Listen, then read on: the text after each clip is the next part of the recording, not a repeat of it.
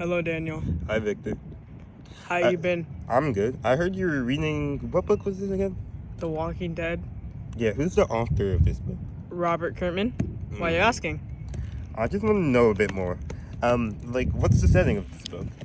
So, basically, the setting is like a zombie apocalypse, and we go around seeing the conflicts of this police officer who got shot and went into a coma. And we basically go and see his conflicts and how he go against these conflicts. That's really interesting. What did you think when you started this book? I thought I was gonna really like this book because I have already watched the show for the book and I really like the show. Okay, that makes sense. Who's the main? Well, remind me who the main character is. Rick Grimes. Can you tell me some defining traits of him?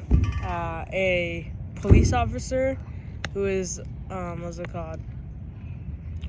Who was shot and who loses his hand later on in the book, but he's very strict and wants to protect his family, but he sadly might not be able to protect all of his family.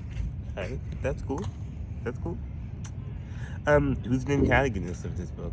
Is there any, or is there any at all? It's not very specific, but in the first book, it's someone named the Governor, and in the second book, there's not the antagonist is more of like the zombies than humans. But then I know later on in the story, it'll be more humans than zombies. So the antagonist in the first book is the Governor. Every good book has its own side characters. What are some good side characters in this one? Some good side characters is like his son Carl, someone named Glenn that saves Rick from a tank, who's a very nice dude, a doctor named Herschel, and many other ones. There's many side characters. Okay. Can I have...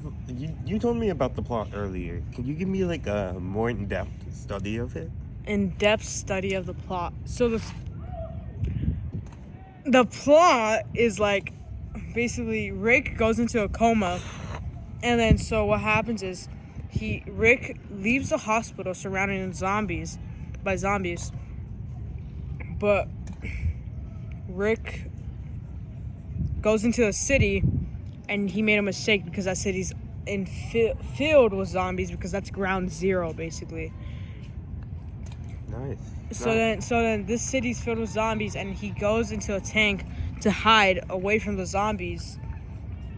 But in the process he meets someone named Glenn that saves him out of the tank. And once Rick was saved by Glenn showed him around what's it called? He takes him to a nearby village, and Rick was looking for his wife the whole time while in the city, but Rick finds his wife and his son in that village. And I forgot to mention this, but earlier on while Rick was leaving the hospital, he stops by a house that is named that had a son and a father named Morgan. They will be more important inside the second book. And that was like, and when Rick found his wife and everyone, should say that his wife gets pregnant. And then, so was it like an affair during his coma, or? No. She got pregnant when he came back. Oh, okay. Okay, you know what I mean. Okay, so basically, when he came back, they were exploring for new places because they couldn't just stay in an RV and a few tents. So they found this prison. There's overload with zombies, but what they did was they took out all the ones behind the fence. They took them out, and so they live in there. Rick's wife has the baby. And then so what happens is, after Rick had the baby, This sounds very interesting, but I'm gonna stop you there. That's a lot of great information. I'm not done though.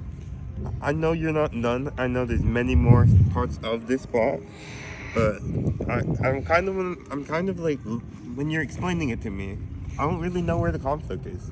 What's the conflict? The conflict is mainly like the zombies that are trying to like overload the places, and then more into the book, when the baby's born, they look for baby food. They found a whole entire city has people, and that's where the governor pops up. This governor has a bunch of food, and they even have baby food. So what happens is, Rick steals some of this baby food, but in the process, he gets caught. But then he went with Glenn and Herschel. Glenn and Herschel gets to leave, but then Rick gets caught. And while Glenn and Herschel had the materials, they made it back and fed the baby. But Rick got caught and he got in trouble. And from this, he got his arm cut off with the axe by the governor. Very painful, very gruesome scene. Would his arm getting cut off by the governor be like part of the climax? Yes. Nice. This is like the governor is causing a whole new like climax and like plot, basically. And it extends the story even more and makes it more important, because you see Rick struggling, thinking he still has a normal hand. That's really interesting. But I know this has multiple volumes. What happens at the end of the first volume? The end of the first volume, so before that, they meet a girl, which is very important. Her name is Michonne. She has a katana, helps get rid of, like, she's joined Rick, but at the first she wasn't. So at the end, though, basically Rick, governor is mad because Michonne was like tortured by the governor before she met Rick and them. But then when she went to Rick, the governor tried raiding Rick. So then what happened was, once he raided Rick, he raided Rick, they killed, sadly, Herschel, which was a big plot part in the story. And so after that, Michonne finds him, and then Michonne is there when governor attacks, and basically the governor has a tank. He attacks everyone, but then he kills the baby and the mom of Rick.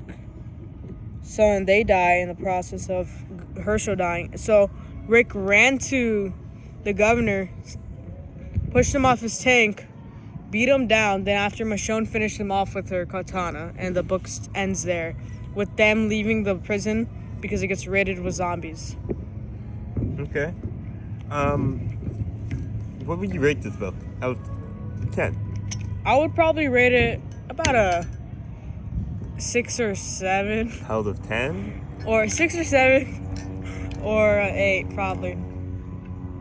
Oh, okay.